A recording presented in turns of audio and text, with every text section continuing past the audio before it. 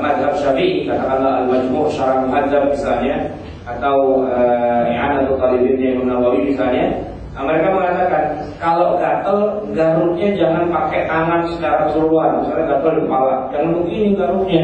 Nah ini bakal. Tapi garuknya jangan diruang, digoyang-goyang dikit gitu.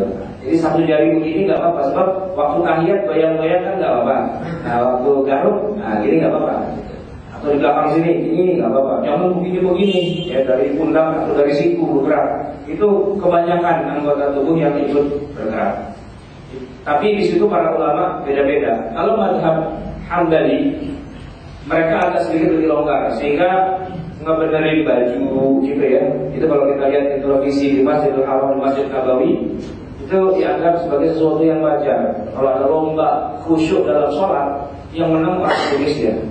Karena orang Indonesia itu sholat dari kecil doktrinnya kagak boleh gerak batal. Masalah pikirannya kemana-mana lain soal. Tapi yang penting di badannya ini sakinah itu tenang, ya, tidak ngapa-ngapain. Tapi beda dengan saudara kita orang Saudi Arabia, mereka mazhabnya Hambali. Di sana batasan gerak rada-rada longgar. Jadi dia benerin lagi itu sorbannya, kadang-kadang bajunya, kadang-kadang dia bayar jam, gitu. Kadang-kadang dia buka handphone ya, lihat SMS atau update Facebook dan sebagainya. Jadi aneh gitu kalau kita ngelihatnya sholat begitu banyak kali itu, kita orang Indonesia pasti akan bilang begitu. Kenapa? Karena yang paling tenang sholatnya orang sedunia ini gitu, orang Indonesia.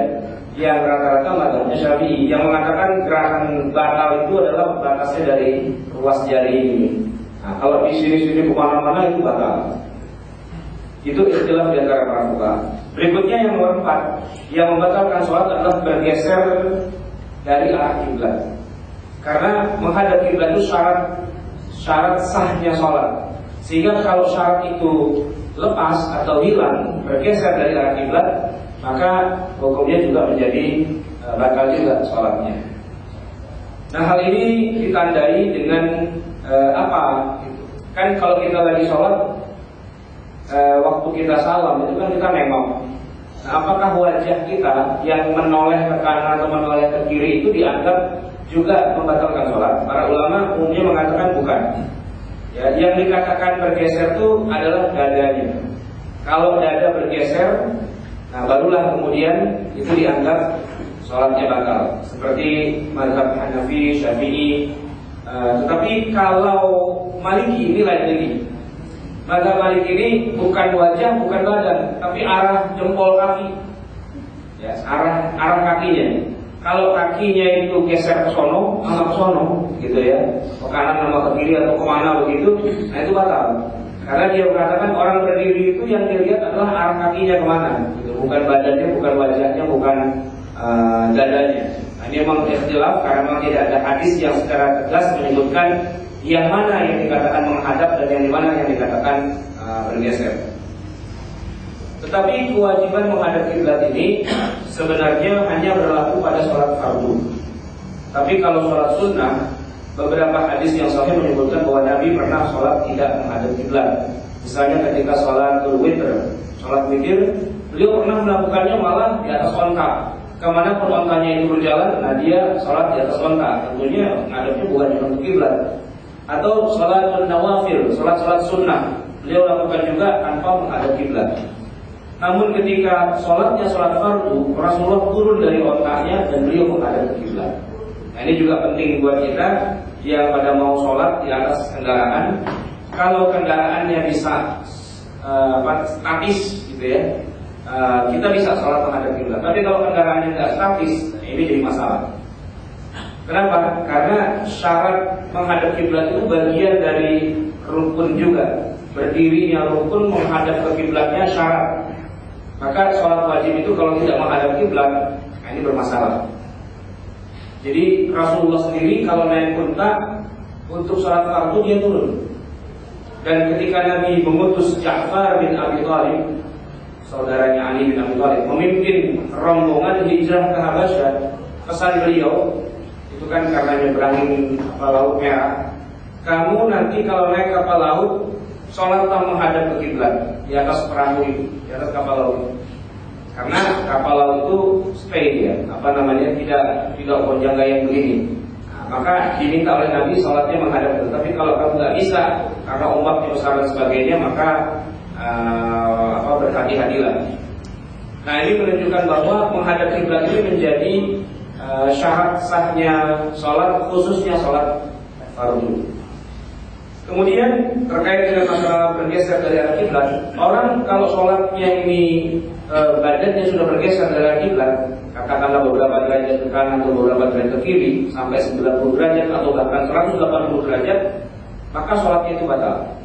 Maka untuk itu dia harus mengulangi lagi sholatnya. Nah, dalam kasus sholat berjamaah, kita sering lihat imam itu habis sholat, ya, setelah dia zikir, dia geser badannya entah ke kanan, entah ke belakang menghadap jamaah atau menghadap ke kiri. Nah, itu ada dasarnya, yaitu bahwa ketika imam bergeser, sholat itu dianggap sudah selesai rangkaiannya dan makmum sudah boleh angkat kaki dari tempat sholat itu. Itu satu. Yang kalau imam belum bergeser, rangkaian sholat itu dianggap belum selesai secara keseluruhan walaupun salam sudah dilakukan. Sehingga fadilah berjamaah yang dapatnya 27 derajat itu kurang dari 27 derajat ketika rangkaian seluruh sholat itu belum usai. Yang ditandai usainya adalah dengan bergesernya sang imam. Nah, ini kalau imamnya rada-rada pinter dikit, dia zikirnya sebentar aja, astagfirullahaladzim, langsung dia geser. Kenapa? Biar makmumnya langsung dapat tuh 27 derajat itu. Tapi kalau yang rada-rada galakan dikit atau rada-rada keras begitu, lama dia zikirnya 7 kali dan tambah itu nggak geser-geser. Ini imam yang di belakang, makmum yang di belakang bingung, wah kapan pulangnya nih? Walaupun kalau dia pulang nggak apa-apa, sholatnya sudah sah, cuman 27 derajatnya nggak dapat. Itu satu. Yang kedua, yang juga menjadi dasar adalah kalau imam sudah bergeser dari arah kiblat, maka seandainya dari sholat yang tadi dilakukan itu ada yang kurang, misalnya rakaatnya dan sebagainya, tidak bisa hanya ditambahi 1 rakaat kalau sudah bergeser. Tapi kalau belum bergeser, maka Rasulullah SAW pernah sholat kurang 1 rakaat. Kemudian para sahabat setelah salam mengatakan, ya Rasul kurang 1. Nabi berdiri lagi menyelesaikan 1 rakaatnya. Kenapa? Karena Nabi belum membatalkan rangkaian sholat berjamaahnya itu walaupun beliau sudah salam. Sehingga beliau bertakbir lagi, Allahu Akbar, meneruskan 1 rakaatnya itu. Tapi kalau imam sudah sempat bergeser, seandainya terus makmum bilang, Pak, tadi kurang 1 tuh Pak, ya udah, qomat lagi dari mula lagi, sholat lagi dari mula, bukan menambahi cuma 1 saja. Itu makna dari bergeser dari arah kiblat. Nomor 5, yang membatalkan sholat adalah terbuka aurat secara sengaja dan tidak segera ditutup. Secara sengaja itu artinya memang kelihatan dari sudut pandang manusia. Nah, ini sudut pandangnya harus manusia, jangan semut. Kalau semut kan dari bawah, gitu kan. Nah, orang kalau sholatnya di kaca, kemudian di bawah itu ada orang melihat dari bawah, ya kelihatan auratnya. Bukan itu. Ya, aurat itu bukan dilihat dari bawah, juga bukan dilihat dari atas, tapi dilihatnya dari samping, dari sudut pandang manusia. Kalau terbuka, maka sholatnya batal. Tapi kalau dia terbukanya hanya sebentar saja, langsung dia tutup, ya katakanlah sarungnya tersingkap, lalu dia langsung benerin. Nah, itu para ulama umumnya mengatakan itu boleh. Bila seorang sedang melakukan sholat tiba-tiba terbuka auratnya, maka sholatnya otomatis menjadi batal. Apabila terbukanya sempat langsung lama. Namun bila hanya terbuka sekilas dan langsung ditutup lagi, para ulama mengatakan tidak batal. Setidaknya ini adalah umumnya para ulama di kalangan mazhab Syafi'i dan Hambali. Kemudian berhadas kecil dan berhadas besar. Ini semua orang yang sedang sholat lalu kemudian dia berhadas, apa saja yang membuat dia berhadas, baik hadas kecil atau besar, maka sholatnya pun juga menjadi batal. Berikutnya yang juga membatalkan sholat adalah tersentuh benda najis.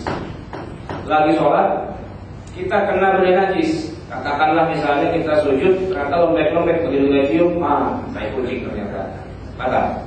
Ya.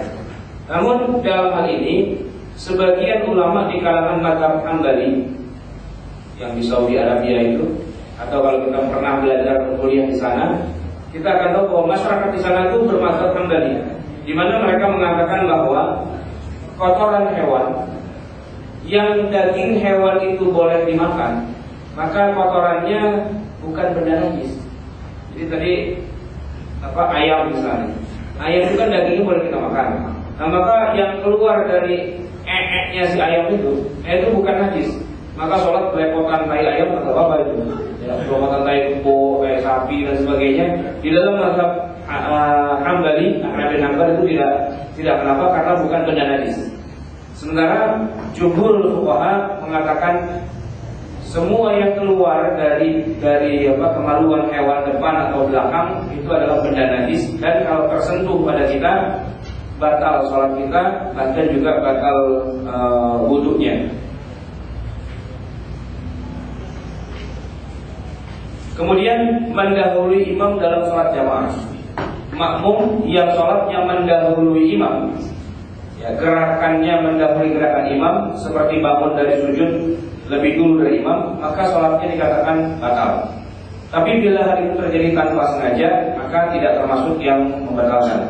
Jadi karena dia tak sengaja, misalnya dia dengar ada orang bilang sami Allahu liman hamidah, padahal itu bukan suara imam. Oh rupanya imam di masjid lain, kedengeran sampai sini.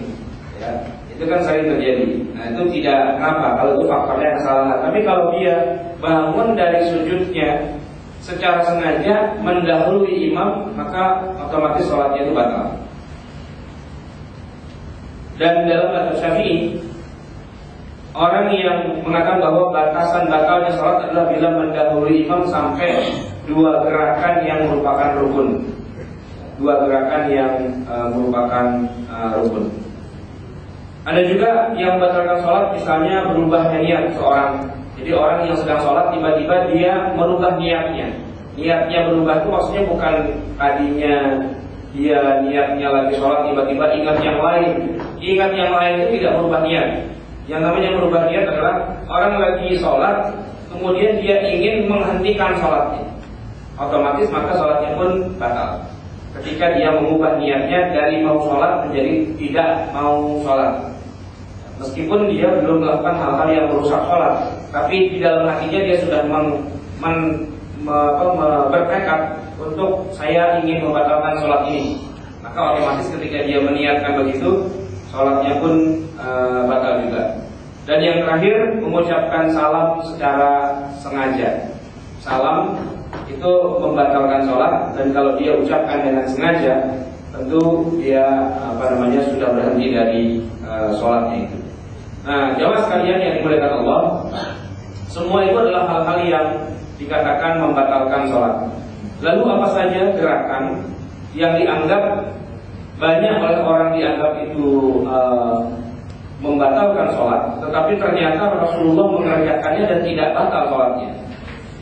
Gerakan-gerakan itu seringkali juga bertentangan dengan apa yang banyak orang pahami selama ini tentang sholat khusyuk.